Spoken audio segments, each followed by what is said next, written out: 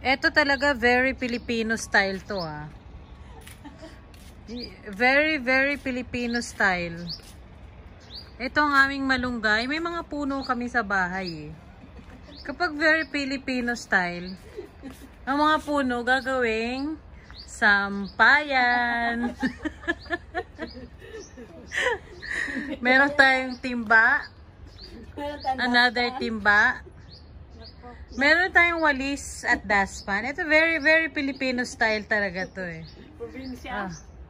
Province style, oo. Kahit nasa Dubai ka, may Filipino style pa rin, oh. Ang basahan, nakasabit.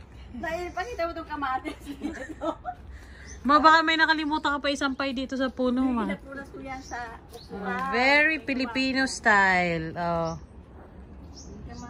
Kamatis, nalaylay. Kailangan talaga ang puno gawing sampayan. Ang bunga ng malunggay, oh, grabe. Ito ang aming malunggay. Yan. Ito ang aming puno ng malunggay at ito aming puno na sampayan. Oh, very Filipino style, magchichismisan sa ilalim ng puno at sa tabi ng kamatis. Tatlong tubo kamatis, may halo, asunti, Oh, may yan. kamatis, Yan. talong, sili, ayan ang sili, oh. Ano yung sili? Ayan, Ayan, pa gitna, oh, lunod. sa gitna.